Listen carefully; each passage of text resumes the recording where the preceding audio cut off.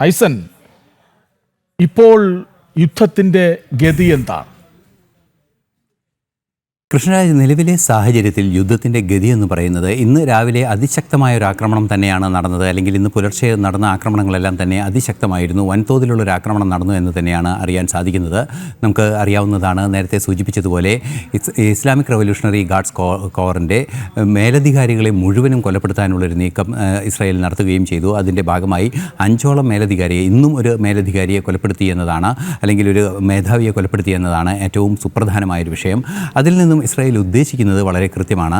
ഭീകരതയ്ക്ക് അനുകൂലമായ നിലപാട് സ്വീകരിക്കുകയും ഭീകരതയ്ക്ക് പ്രോത്സാഹനം നൽകുകയും ചെയ്യുന്ന ഒരു രാജ്യമാണ് ഇസ്രായേൽ. അതുകൊണ്ട് തന്നെ ആ പ്രദേശത്തുള്ള ഭീകര സംഘടനകൾ, അതായത് ഹമാസ് ആകട്ടെ, ഹിസ്ബുള്ള പോലുള്ള സംവിധാനങ്ങളാകട്ടെ, അല്ലെങ്കിൽ ഹൂതി വിമതരാകട്ടെ, എല്ലാവർക്കും പിന്തുണ നൽകുകയും ഖുദ്സ് ഫോഴ്സ് എന്ന് പറയുന്ന ഒരു സംവിധാനം ഉപയോഗിച്ച്, അതായത് ഇസ്ലാമിക് റവല്യൂഷണറി ഗാർഡ്സ് കോറിൻ്റെ ഒരു പ്രത്യേക വിഭാഗത്തെ പ്രയോജനപ്പെടുത്തി ആ സംവിധാനം കൊണ്ട് ഇവർക്ക് പരിശീലനം നൽകുകയും ആയുധം ലഭ്യമാക്കുകയും ഉൾപ്പെടെ ചെയ്യുന്ന ഒരു നീക്കവും ഇവരുടെ ഭാഗത്തു നിന്നുണ്ടാകുന്നുണ്ട്. അത്തരത്തിൽ വലിയ തോതിലുള്ള ഒരു നീക്കങ്ങൾ, വലിയ തോതിലുള്ളൊരു ഇടപെടൽ ഈ ഇസ്ലാമിക് റവല്യൂഷണറി ഗാർഡ്സ് കോറിൻ്റെ ഭാഗത്തു നിന്നുണ്ടാകുന്നതാണ് ഏറ്റവും പ്രധാനപ്പെട്ട ഒരു വിഷയമായിരിക്കുന്നത്. ആ വിഷയത്തെ കൈകാര്യം ചെയ്യുക എന്നത് തന്നെയാണ് ഇസ്രായേൽ ഉദ്ദേശിക്കുന്നത് എന്നാണ് മനസ്സിലാക്കാൻ സാധിക്കുന്നത്. അതിൻ്റെ ഭാഗമായാണ് ഈ ആക്രമണങ്ങളെല്ലാം തന്നെ നടക്കുകയും ചെയ്യുന്നത്.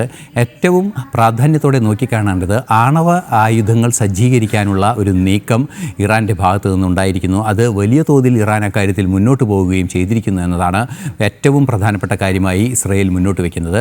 9ഓളം ബോംബുകൾ നിർമ്മിച്ചു എന്ന് നേരത്തെ തന്നെ അറിയിക്കുകയും ചെയ്തിരുന്നു. അത്തരത്തിൽ 9ഓളം ബോംബുകൾ നിർമ്മിച്ചതിന് ശേഷം ഈ ആക്രമണം നടത്താനുള്ള ഒരു നീക്കം, അല്ലെങ്കിൽ വലിയ തോതിലൊരു ആക്രമണം നടത്താനുള്ള നീക്കം, അല്ലെങ്കിൽ ആക്രമണങ്ങൾ നടത്തി പ്രത്യാക്രമണങ്ങളുടെ വേളയിൽ ഈ ന്യൂക്ലിയർ ബോംബുകൾ പ്രയോഗിക്കുമെന്ന ഭീഷണി നടത്താനും ഉള്ള ഒരു നീക്കം നടത്തി. സ്വാഭാവികമായും അത് ഇസ്രായേലിനെ സംബന്ധിച്ചിടത്തോളം ഇസ്രായേലിൻ്റെ കെട്ടുറപ്പിനെ തന്നെ, അല്ലെങ്കിൽ ആ രാഷ്ട്രകൂടത്തെ തന്നെ കൃത്യമായി ബാധിക്കുന്ന ഒരു സാഹചര്യത്തിലേക്ക് കാര്യങ്ങൾ കൊണ്ടുപോകുക എന്നൊരു നീക്കമാണ് ഇറാൻ നടത്തിയത്. എന്നാൽ അതിനെ തടയിടുന്നതിനുള്ളൊരു നടപടിയാണ് 5 ദിവസം മുമ്പ് ആരംഭിച്ചതും ഇപ്പോൾ 5 ദിവസമായി തുടരുകയും ചെയ്യുന്നത്. യുദ്ധം ഇപ്പോൾ തുടരുന്നു എന്ന് തന്നെയാണ് നമുക്ക് കൃത്യമായി പറയാൻ സാധിക്കുന്നത്. പക്ഷേ നേരത്തെ ഈ യുദ്ധം ആരംഭിച്ച സാഹചര്യത്തിൽ ഇറാൻ എന്ത് നിലപാടാണോ സ്വീകരിച്ചത് അതിൽ നിന്നും വളരെ അയഞ്ഞ നിലപാടിലേക്ക് ഇറാൻ പോയിക്കൊണ്ടിരിക്കുന്നു. അത് ഈ ആക്രമണത്തിൻ്റെ ആഘാതം താങ്ങാനാവുന്നതിലപ്പുറമാണ് എന്ന തിരിച്ചറിവിൻ്റെ കൂടി അടിസ്ഥാനത്തിലാണ് എന്നതാണ് പ്രധാനപ്പെട്ട വസ്തുത. നമുക്കറിയാവുന്നതാണ്, ഈ ആക്രമണം ആരംഭിക്കുന്ന വേളയിൽ അമേരിക്കയുമായുള്ള ആണവ ചർച്ചകൾ നടക്കാനിരിക്കുകയായിരുന്നു. 6ാമത്തെ തവണ ആണവ ചർച്ചകൾ നടക്കാനിരിക്കുന്ന ഒരു സാഹചര്യത്തിലാണ് ഈ ആക്രമണത്തിലേക്ക് കാര്യങ്ങൾ നീങ്ങുകയും ഇനി ചർച്ചകൾക്കില്ല എന്ന നിലപാടിലേക്ക് ഇറാൻ എത്തുകയും ചെയ്തത്. അമേരിക്കയുമായുള്ള ആണവ ചർച്ചകളിൽ നിന്ന് പിന്മാറുകയായിരുന്നു. മാത്രമല്ല, അതിനപ്പുറത്തേക്കൊരു പടി കൂടി കടക്കുന്ന ഒരു നീക്കം ഇറാൻ്റെ ഭാഗത്തു നിന്നുണ്ടാവുകയും അത് ആണവ നിർവ്യാപന കരാർ, അതായത് 1970 മുതലുള്ള ആണവ നിർവ്യാപന കരാർ, ആണവ ആയുധങ്ങൾ സജ്ജീകരിക്കുന്നതിനുള്ള നീക്കങ്ങൾ നടത്തില്ല, അത് സംബന്ധിച്ചുള്ള ഗവേഷണ പരിപാടികളോ അല്ലെങ്കിൽ എന്തെങ്കിലും പരീക്ഷണങ്ങളോ ഒന്നും നടത്തില്ല എന്ന രീതിയിലേക്കുള്ള, അത്തരത്തിൽ പരീക്ഷണങ്ങൾ നടത്തില്ല എന്നൊരു എഗ്രിമെൻറ്റിലേക്ക് ഇറാൻ എത്തിയില്ല എങ്കിൽ കൂടി ആണവ വ്യാപനം നടത്താൻ തയ്യാറല്ല, ഉള്ള ആണവായുധങ്ങളിൽ നിന്നും ഇനി കൂടുതലായി നിർമ്മിക്കില്ല എന്ന ഒരു നിലപാടാണ് അന്ന് സ്വീകരിക്കുകയും ചെയ്തത്. പാർലമെൻറ്റിൽ 1970 അത് ആക്ട് ചെയ്യുകയും അത് നടപ്പാക്കുകയും ചെയ്തിരുന്നു, റാറ്റിഫിക്കേഷൻ നടക്കുകയും ചെയ്തിരുന്നു.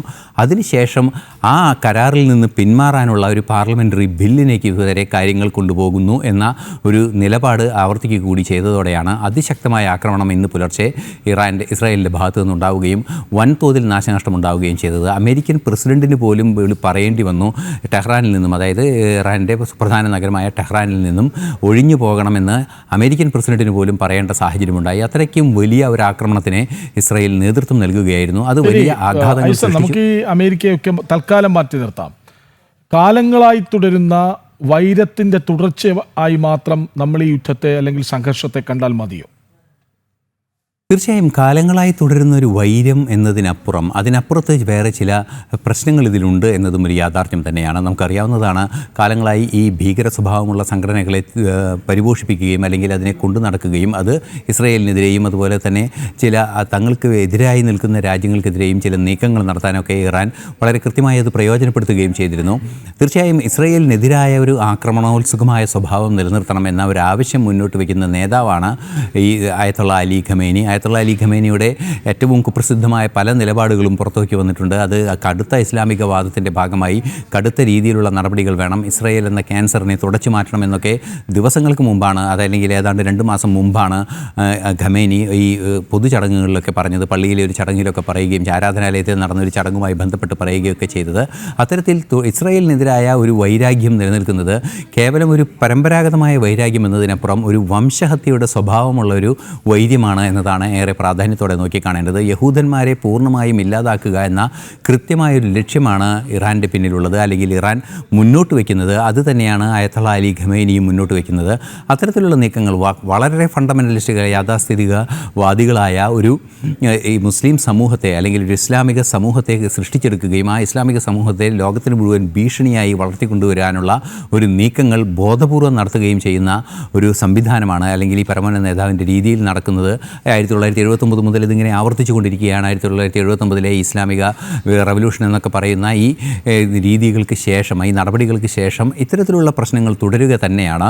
തീർച്ചയായും ഇത് കേവലം ഒരു രാഷ്ട്രങ്ങൾ തമ്മിലുള്ള അല്ലെങ്കിൽ ഒരു അധിനിവേശം നടത്തിയെന്ന് ആരോപിക്കുന്ന രീതിയിൽ ഏതെങ്കിലും ഒരു രാഷ്ട്രത്തിനെതിരായ ഒരു സമരമല്ല, മറിച്ച് ഇത് വലിയ തോതിലുള്ള ഒരു വംശഹത്യക്കുള്ള നീക്കമാണ്. ഈ വംശഹത്യക്കുള്ള നീക്കത്തെയാണ് തടയിടേണ്ടത് അനിവാര്യമെന്ന ബോധ്യത്തിൽ ഇസ്രായേൽ എത്തുകയും ഇസ്രായേൽ എത്തിയതിൻ്റെ അടിസ്ഥാനത്തിൽ കടുത്ത നടപടികളിലേക്ക് ഇസ്രായേൽ നീങ്ങുകയും ചെയ്തിരിക്കുന്നത്.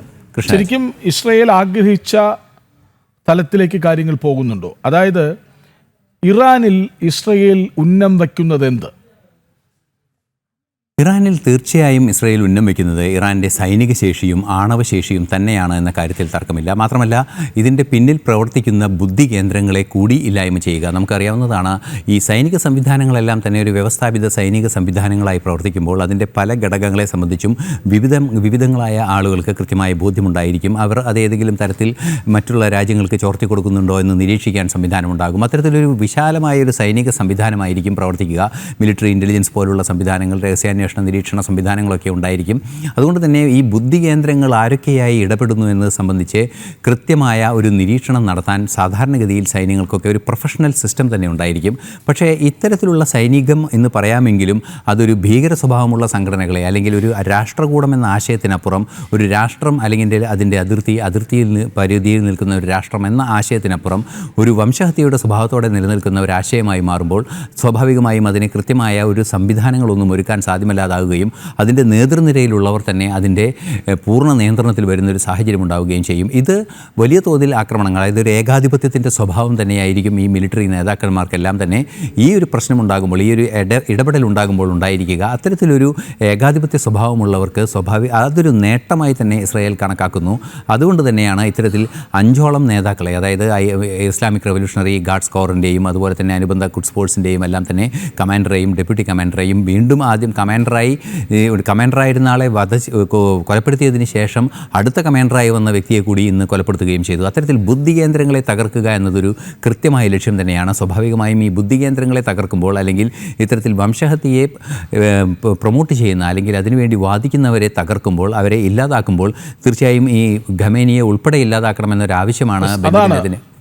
അതായത് ആയത്തുള്ള അലി ഖമേനി, ഇന്ന് ബെഞ്ചമിൻ നെതന്യാഹു പറഞ്ഞത് ഖമേനിയെ അവസാനിപ്പിച്ചാൽ തീരാവുന്നതേയുള്ളൂ ഈ യുദ്ധം എന്നാണ്. അതിൽ നിന്ന് തന്നെ ലക്ഷ്യം വ്യക്തമാണ്. ഭരണമാറ്റമാണോ ഇസ്രയേൽ ലക്ഷ്യം വെക്കുന്നത്?